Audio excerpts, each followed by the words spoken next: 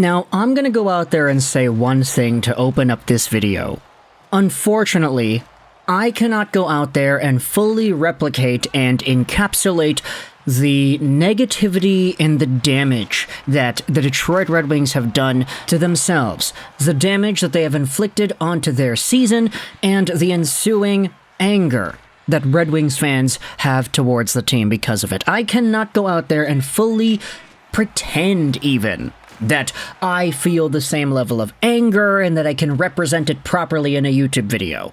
I can do that for Canucks stuff, but Red Wings are my third favorite team, not my first, so if I was going to go out there and make an angry rant about Steve Yzerman, it would kind of be inauthentic. I can get angry and loud and screamy about my Vancouver Canucks, but for any other team it's kind of difficult, but that does not dissuade me from the idea of talking about the Wings and just how bad they've really been. And to help us out, what I wanted to do was take some of the anger from Wings fans themselves and talk about some of these points here on the YouTube channel. To help us out, we are going over onto the R Detroit Red Wings subreddit because yesterday's post-game thread between the Wings and the Arizona Coyotes was a very interesting read. Now, if you haven't been paying attention, the Wings have been on a pretty bad losing streak that is capped off to 7 in a row now ever since they got the garbage sponsor on their jerseys. Yesterday, the Wings lost 4-1 to Arizona, and it was, all things considered, a pretty bad game. You see, I've been actually able to watch a lot of Red Wings games the past little while here since they're starting to show up here in Vancouver, but hey, this game against Arizona, not a good one. And as a result, you're having a bunch of tweets, a bunch of replies on Reddit that go out there and pretty much expose this team for what's been going on this year. In fact, before we go over onto the subreddit, let's go out there and read some tweets, because here's one from Ryan Hanna of the Wing Wheeled Pod that summarizes yesterday's game in a pretty holistic way. Tonight's Detroit Red Wings game recap: 7th straight loss. Did not capitalize on the Islanders losing again, and Buffalo is closing in. Also, the Arizona Coyotes in their last 6 games have beaten Detroit twice. They're the only 2 wins the Coyotes have in their last 6, and their other games were 5-2 losses, 7-4 loss, 4-1 loss. They're really just doing well against Detroit. And is that indicative of how bad the Wings are? Who really knows? Ryan Hanna then goes out there and says 2 things are true. Number 1, Dylan Larkin's impact on this team is even more underrated than we thought. Apparently, all of Hockeytown is on his back. And number 2, virtually every other Red Wing still has no excuse for being this bad without Larkin. They're downright pathetic. And I feel like when it comes to that conversation point, at the beginning, it was easy to say, oh yeah, it's like Larkin, you know? Without Larkin, they can't do well. Without Larkin, their captain, their top center, their speedy guy out there, their overall play suffers a lot, right? For the first few losses that were piling up in a row, it's like, okay, yeah, it's just because they lost Larkin. But now it's been 7 in a row, and the team isn't looking like a team that's losing their star player. They're looking like a team that doesn't have any star players. And they're all looking really bad. These symptoms are in a completely different territory than just, oh, they lost their captain. Because now, I mean, what in the world is going on with this team? The way they're unable to create offense and defend, and the goaltending is not goaltending.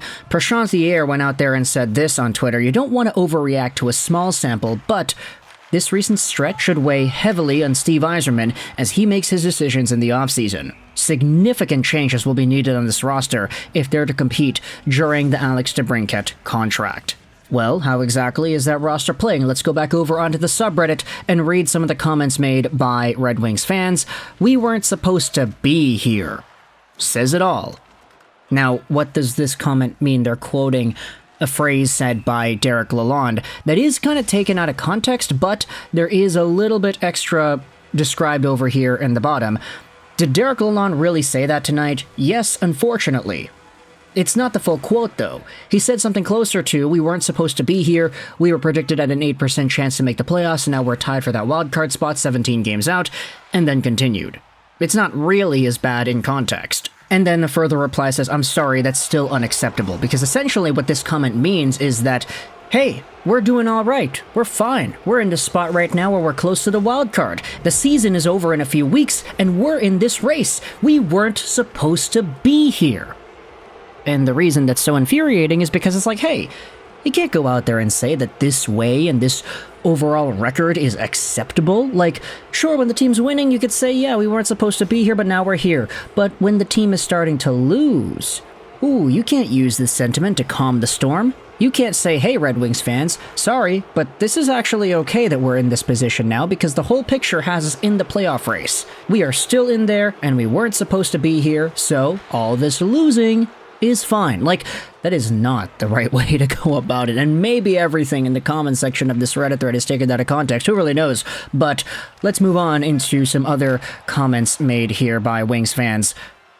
Dylan Larkin coming back from his injury, and then you have the, oh boy. Yeah, the pizza meme with Donald Glover and Community. That is, that's kind of funny. He's been watching the whole time in shame, Dylan Larkin is.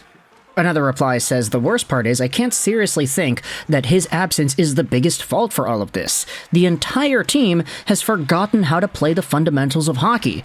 Terrible blind passes, multiple people chasing behind the net, no one moving their feet. It's just sad to see us implode like this. And I think one of the Arizona goals actually had like 4 wings below the goal line. It was really weird, and just looking at some of the responses online kind of tells a bigger picture here. The Wings got booed off the ice, and honestly, good. This is embarrassing what they're doing. If losing one single player does this, we don't deserve the playoffs. Another reply says that this team is learning absolutely nothing from these coaches and these losses. They're making the same mistakes over and over and over. Arizona's third goal is a mistake the Wings consistently make. Why are there 4 guys behind the net? Okay, there you go. That's exactly what I was talking about. Leaving several guys open in front of Lyon. They let in goals or give up opportunities like this all the time. Do something. You aren't fixing the issues. Embarrassing. 7 games in a row. They show no intensity. Teams start playing dirty out of dignity when they're losing like this, but these guys are so casual about it.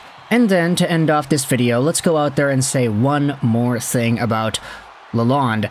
Firstly, a comment says he does not have the right mindset. It says Newsy here, but I'm pretty sure they're referring to Derek Lalonde, because Newsy Lalonde was an NHL legend of like 100 years ago.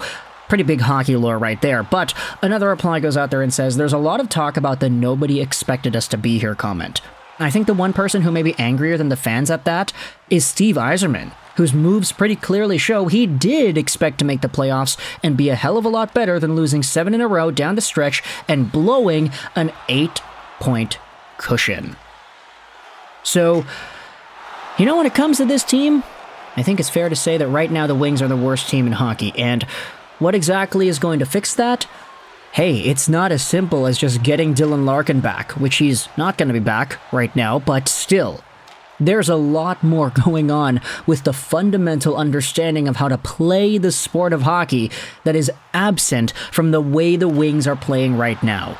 I don't want to say it's like, oh, it's the garbage sponsor, like that stuff, you know, people can believe in superstitions, whatever they want, but at the end of the day, garbage sponsor or not, they're playing poorly. And so poorly, in fact, that the highs that we had seen earlier on in the year, you know, we were making videos about Red Wings post-game stuff and talking about how they were the kryptonite to the Boston Bruins and Alex DeBrincat was scoring these goals and everybody was looking great. All that's down the drain. Sure, it was like a few weeks ago, but nobody cares about that anymore. Times change quickly in hockey, especially after the trade deadline and once the playoff race and the wild card race really does begin. So if you're a Detroit Red Wings fan, you can use the comment section of this video to air out your grievances, because the Detroit Red Wings have been playing like garbage, and I wanted to go out there and see some perspectives, so that's why I brought on the Reddit comments, some of the other thoughts from Twitter as well. Let me know your thoughts in the comment section as to how the Wings have been performing the past 7 games, and do you see a positive outlook for them to end off this season? Do they make the playoffs, yes or no? Does Dylan Larkin coming back change everything? And if so, by how much? Thoughts in the comment section below. I hope you enjoyed this video. And bye.